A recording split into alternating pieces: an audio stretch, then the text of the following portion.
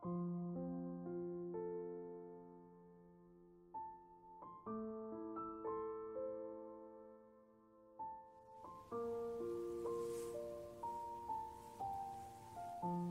Bapak Ibu Saudara kasih dalam Tuhan. Senang sekali pada hari ini kita bertemu kembali. Ya, saya berharap kita semua tetap dalam keadaan sehat, tetap bersemangat, ya, walaupun ibadah di rumah maupun di gereja, tetapi dengan beberapa orang yang saja. Tetapi mari tidak mengurangi semangat kita untuk mengiringi Tuhan, melayani Tuhan. Puji Tuhan. Mari kita akan berdoa buat firman Tuhan yang akan kita dengar. Bapa dalam surga, kami bersyukur, terima kasih buat hari ini Tuhan. Kami boleh kembali bersama-sama merenungkan firman-Mu. Kami boleh bersama-sama belajar akan firman-Mu. Urapi hamba-Mu Tuhan, urapi setiap kami semua yang mendengar, baik secara online maupun secara offline Tuhan. Kami percaya setiap firman yang ditaburkan itu tidak akan kembali dengan sia-sia. Firman itu akan jatuh di tanah yang baik dan bertumbuh dan berbuah. Kami percaya Tuhan. Terima kasih Tuhan, biar Roh Kudus yang akan mengerjakan selanjutnya. Segala kuasa gelap, roh jahat yang coba melemahkan kami, mengendorkan semangat kami. Kami sepakat sehati kami hancurkan dalam nama Yesus. Terima kasih Tuhan. Berfirmanlah ya Tuhan, kami mau mendengar dan melakukannya. Dalam nama Tuhan Yesus kami berdoa. Amin. Puji Tuhan. Pada pagi hari ini saya ingin menyampaikan firman Tuhan yang juga pernah saya sampaikan juga di dalam doa melalui Zoom, ya. Puji Tuhan, kita sudah 2 kali mengadakan berdoa bersama-sama melalui Zoom, dan saya senang sekali, ya, jemaat yang sepuh-sepuh bisa ikut doa melalui Zoom. Saya sengaja mengajak mereka supaya anak-anaknya, orang cucunya mengajarkan, mempersiapkan supaya jemaat yang sepuh itu, ya, baik kakek neneknya ataupun orang tuanya bisa menikmati, ya, menikmati kemajuan teknologi yang saat ini dengan pesat. Ya, kalau kita tidak nikmati dan tidak kita gunakan untuk pelayanan, tidak kita gunakan untuk memberitakan firman Allah, maka kita akan tertinggal. Ya, iblis akan lebih dulu menggunakan itu untuk hal-hal yang menjatuhkan anak-anak Tuhan, seperti minggu yang lalu pernah saya sampaikan. Ya, baik. Saya ingin menyampaikan firman Tuhan dengan satu judul, harus selalu berdoa dengan tidak jemu-jemu.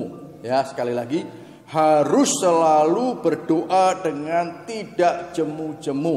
Ya, saya mengutip judul ini dari satu ayat firman Tuhan yang terdapat di dalam Lukas, Injil Lukas pasal 18 ayat yang pertama. Injil Lukas pasal 18 ayat yang pertama. Ya, Yesus mengatakan suatu perumpamaan kepada mereka untuk menegaskan bahwa mereka harus selalu berdoa dengan tidak jemu-jemu. Wah, saya senang sekali dengan kalimat ini, saudara. Ya, sudah harus ditambah selalu lagi.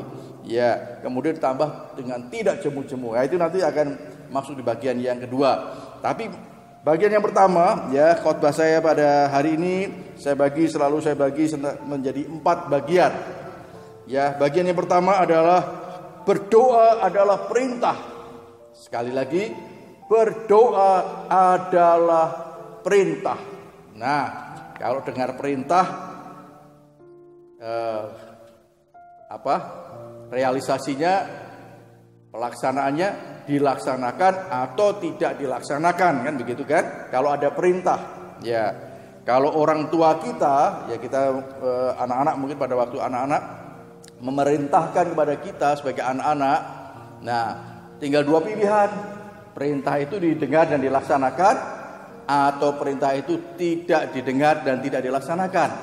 Nah, tapi pada hari ini, saudara, melalui khotbah ini, yang memerintahkan bukan sekedar orang tua kita, tetapi Tuhan Yesus sendiri yang memerintahkan kepada kita. Tuhan yang menciptakan isi dunia ini, saudara. Nanti saya akan tunjukkan 3 ayat yang menyatakan hal seperti itu. Ya, di dalam Injil Matius pasal yang ke-5 ayat yang ke-44, tetapi aku berkata kepadamu, kasihilah musuhmu dan berdoalah bagi mereka yang menganiaya kamu. Saya menggarisbawahi kata berdoalah. Saudara perhatikan, ya. berdoalah diakhiri dengan kata lah, berarti menunjukkan satu perintah. Dan perintah itu diberikan oleh Tuhan Yesus sendiri, tentunya kepada kita, murid-muridnya, kepada kita, umat tebusannya yang sudah dipilih untuk menjadi anak-anaknya. Puji nama Tuhan. Nah itu tadi. Yang kedua, ya kita dibaca di dalam Matius pasal 6 ayat yang ke-6. Injil Matius pasal yang ke-6 ayat yang ke-6. Di sana juga dikatakan, tetapi jika engkau berdoa, masuklah ke dalam kamarmu, tutuplah pintu dan berdoalah. Ya, sekali lagi saya garis bawahi, berdoalah kepada Bapamu yang di tempat tersembunyi, maka Bapamu yang melihat yang tersembunyi akan membalasnya kepadamu. Nah, saudara lihat ada kata berdoalah.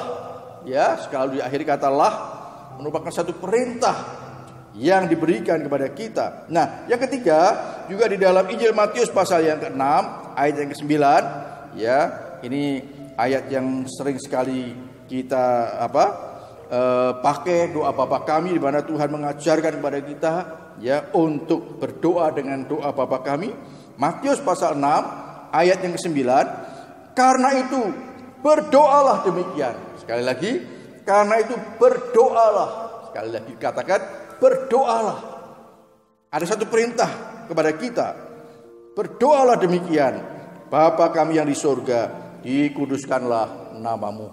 Saudara, dari firman Tuhan yang sudah kita baca dari 3 ayat ini, saya sengaja menggarisbawahi kata berdoalah. Berdoalah, berdoalah. Artinya apa saudara? Ini ada satu perintah yang diberikan oleh Tuhan Yesus kita, Tuhan Yesus sendiri kepada kita. Nah, sekali lagi kembali kepada kita sebagai murid-muridnya, sebagai umat tebusannya. Apakah kita mau menyambut perintah ini, mau mendengar perintah ini dan kemudian merespon, melakukannya, ataukah kita tidak mau mendengar, mengabaikan saja? Nah, saudara, disinilah anak-anak Tuhan, ya, murid-murid Tuhan Yesus diuji. Bagaimanakah mereka merespon, menanggapi akan perintah yang diberikan oleh Tuhan Yesus? Nah, saudara, saya berharap saudara, tentunya saya sebagai hamba Tuhan, saya ingin mengajak kepada kita, siapapun yang mendengar firman Tuhan, baik jemaat GSJ Talitakum Malang ataupun saudara dari sinode yang lain, pada saat saudara mendengar ayat firman Tuhan ini, mari kita mau taat untuk melakukannya. Sekali lagi, kita mau taat saja melakukannya. Sama seperti Yesus juga taat. Saudara, Yesus juga taat pada waktu dia menjadi 2000 tahun yang lalu. Di saat Yesus datang ke dalam dunia dalam wujud manusia, dia juga taat kepada Bapa di surga. Ya, bahkan di dalam Filipi 2 ayat 8 itu dikatakan dia taat sampai mati, bahkan mati di atas kayu salib. Saudara, Yesus sudah memberikan satu keteladanan untuk taat kepada Bapa di surga. Mari saudara, rendahkan hati kita. Kita mau taat kepada Tuhan Yesus untuk melakukan apa yang diperintahkan oleh Tuhan, yaitu berdoalah. Puji nama Tuhan. Bagian yang kedua, ya, tadi sudah ayatnya sudah saya bacakan, nanti kita baca kembali. Ya, bagian yang kedua yaitu subjudulnya adalah berdoa adalah sangat penting, ya. Berdoa adalah sangat penting. Saudara, di dalam Lukas pasal 18 ayat yang pertama tadi, Yesus mengatakan suatu perumpamaan kepada mereka untuk menegaskan bahwa mereka harus selalu berdoa dengan tidak jemu-jemu. Saudara, kalau saudara renungkan baik-baik kalimat ya di dalam Lukas pasal 18 ayat 1 ini, saudara, khususnya bagiannya di belakang, harus selalu. Saudara, sudah ada kata harus ditambah selalu untuk apa? Berdoa dengan tidak jemu-jemu. Saudara, artinya apa? Harus selalu terus melakukan berdoa. Walaupun kita belum mendengar jawabannya, walaupun kita belum melihat hasilnya. Supaya kita tidak jemu-jemu, tidak bosan, tidak menyerah, tidak putus asa di dalam doa kita, saudara. Oh, haleluya. Puji nama Tuhan. Puji nama Tuhan. Kalau saudara baca di dalam Injil Lukas pasal 18 ini, saudara, selanjutnya Di situ ada satu perumpamaan, ya, hakim yang lalim, saudara. Tetapi pada saat, ya, seorang yang terus datang, saudara. Akhirnya hakim yang jahat ini, yang tidak takut dengan manusia, yang tidak hormat dengan manusia, dia akhirnya juga memutuskan perkaranya untuk wanita ini. Saudara, itu orang yang lalim, orang yang jahat, yang tidak mau hormat pada orang lain. Tetapi Tuhan kita yang sangat mengasihi kita, Yesus yang menciptakan isi dunia ini, Yesus yang sudah mati di atas kayu salib untuk saudara dan saya. Saudara, pasti saudara, Dia pasti akan mendengar, Dia pasti akan menjawab segala doa-doa kita. Namun yang pertama, kita harus taat kepada perintahnya. Dan yang kedua, kita harus selalu berdoa dengan tidak jemu-jemu, dengan tidak bosan-bosan, dengan tidak berhenti-henti, saudara. Haleluya. Saya percaya kita tinggal menanti waktunya Tuhan yang tepat untuk menjawab segala doa-doa kita. Inilah saudara rahasianya doa bagi kita anak-anak Tuhan. Jadi kita melihat bahwa doa adalah sesuatu yang sangat penting, saudara. Jangan sampai anak-anak Tuhan, ya, tidak suka berdoa. Anak-anak Tuhan tidak gemar berdoa. Saudara, ini satu hal yang sangat penting, saudara. Bagaimana iman kita bisa bertumbuh kalau kita tidak taat melakukan perintahnya, kalau kita cepat menyerah di dalam berdoa. Saudara, saya sangat percaya, saudara, Tuhan itu Tuhan yang baik, Tuhan yang mengasihi kita. Pasti Dia mendengar dan menjawab segala doa-doa kita. Puji nama Tuhan. Bagian yang ketiga yaitu Yesus sudah memberi teladan. Sekali lagi, Yesus sudah memberi teladan. Memberi teladan tentang apa? Tentang berdoa, saudara. Yesus sudah memberi teladan tentang berdoa. Yesus adalah Tuhan yang dahsyat, Tuhan yang luar biasa. Dia bukan hanya memerintahkan kita saja, ya. Dia bukan hanya mengingatkan doa itu sangat penting. Bukan hanya itu saja, tetapi Yesus memberikan satu teladan, satu contoh kepada kita, saudara, umat pilihannya, murid-muridnya. Nah, saudara, di dalam Lukas pasal 6 ayat yang ke-12 di sana dikatakan, Lukas pasal yang ke-6 ayat yang ke-12, pada waktu itu pergilah Yesus ke bukit untuk apa? Untuk berdoa, dan semalam-malaman Ia berdoa kepada Allah. Ya, sekali lagi, pada waktu itu pergilah Yesus ke bukit untuk berdoa, dan semalam-malaman Ia berdoa kepada Allah. Puji nama Tuhan, saudara.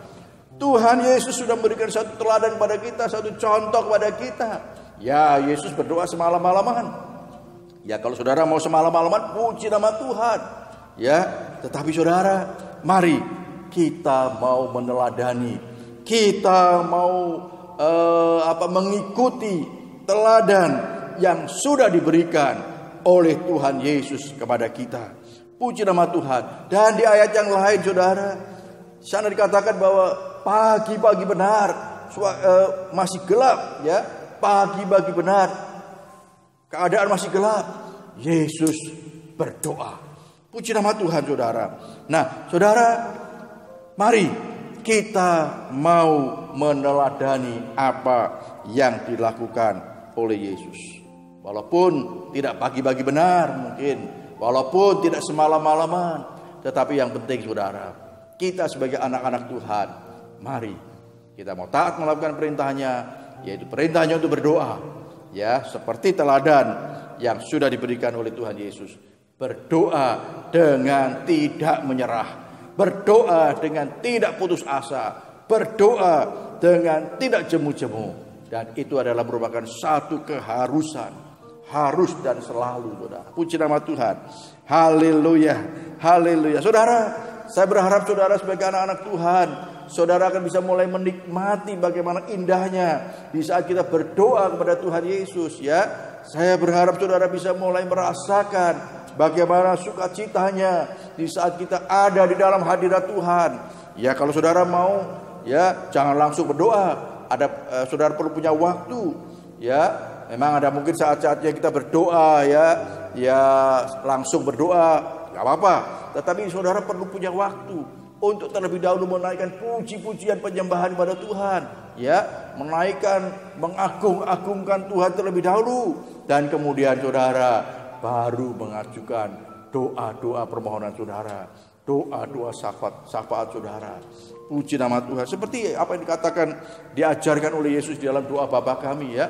Bapa kami di dalam surga, dikuduskanlah namamu. Ya, itu adalah satu pengagungan, mengagungkan terlebih dahulu, ya. Dikuduskanlah namamu, ya. Kemudian baru mengajukan permohonan-permohonan seperti yang diajarkan di dalam doa Bapa kami. Saudara, saya sharing dengan beberapa pelayan-pelayan Tuhan. Saya katakan, saya ingin supaya jemaat GSC Talitakum ini minimal mereka, ya, minimal setiap hari mereka minimal berdoa dengan doa Bapa kami, ya, seperti yang kita lakukan kalau ibadah hari Minggu, doa Bapa kami, seperti yang Yesus sendiri juga ajarkan doa Bapa kami.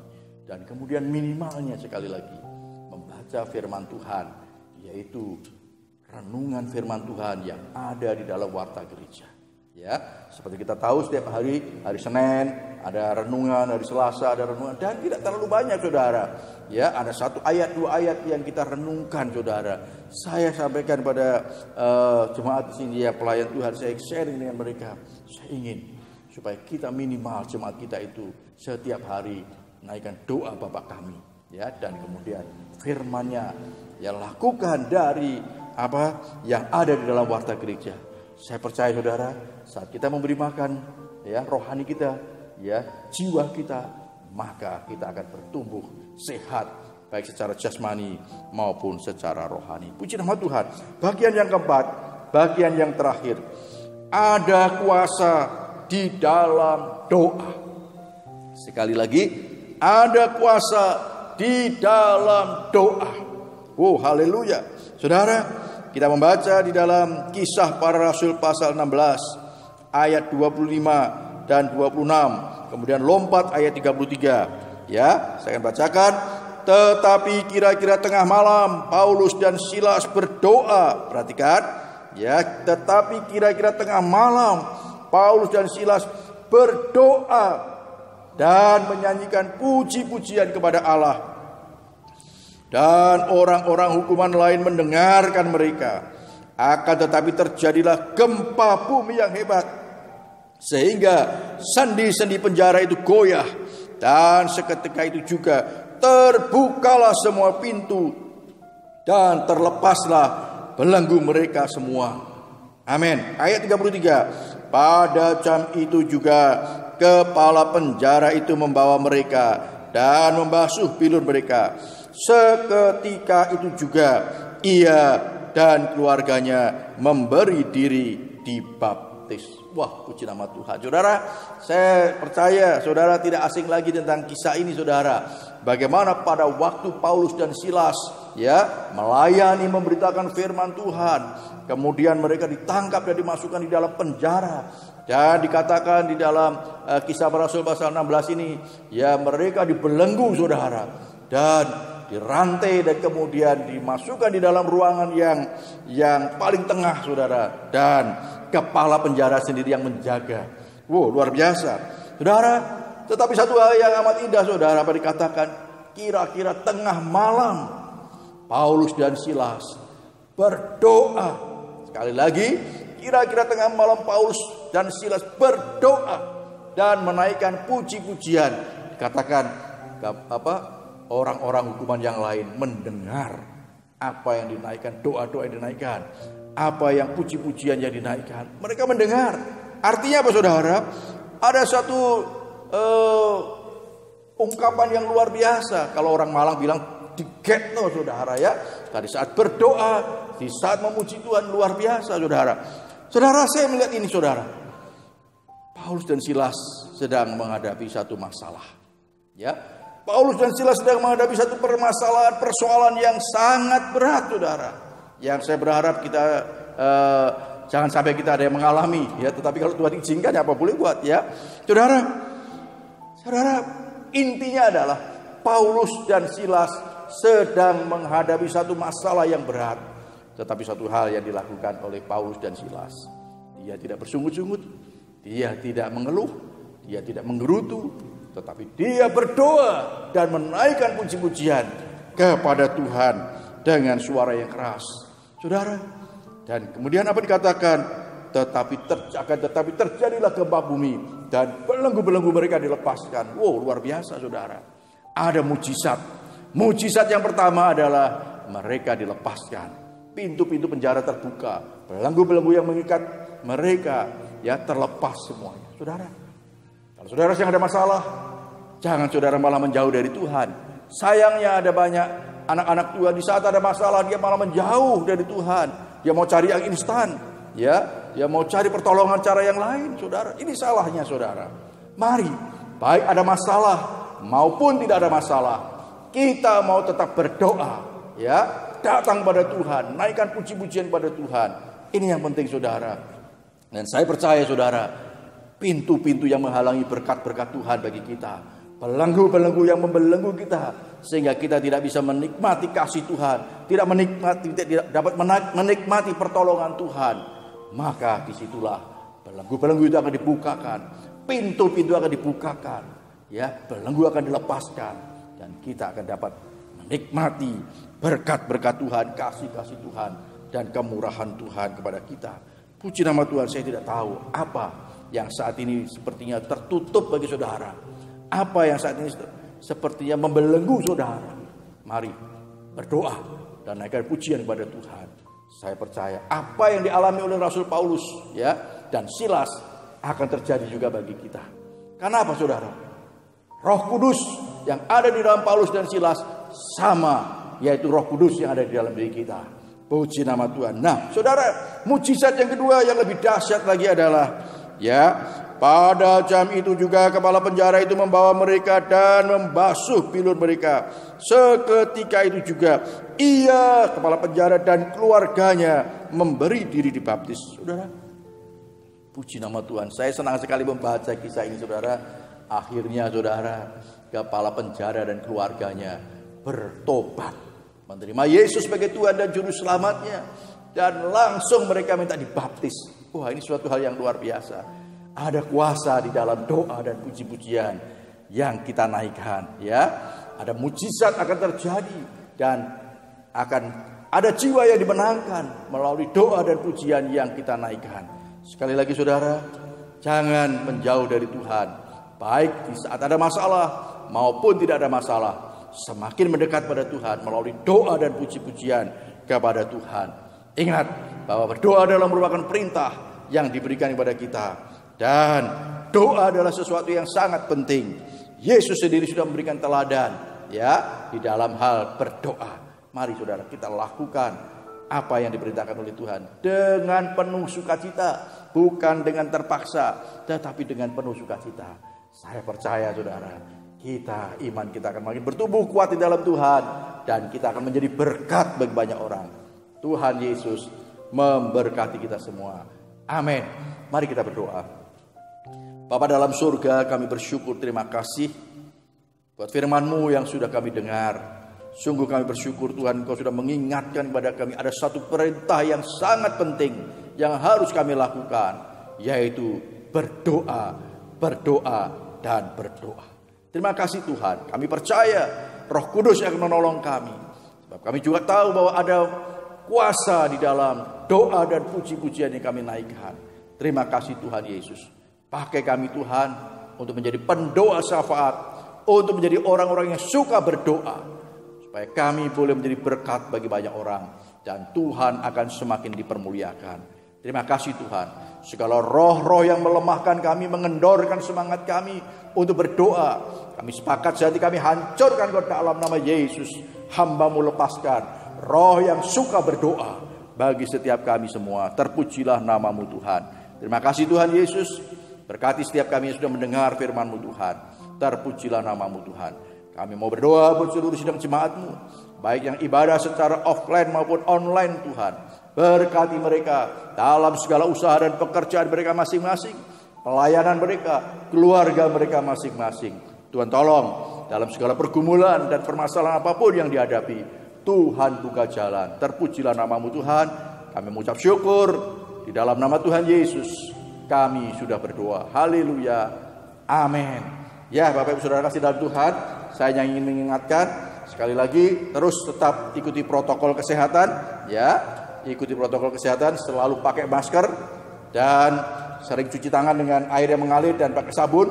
Ya, kemudian juga menjaga jarak, ya, di tempat-tempat khususnya banyak orang, kerumunan-kerumunan, hindari saudara. Saya percaya kita semua bersama dengan Tuhan akan selalu sehat dan hidup kita belum menjadi berkat bagi banyak orang.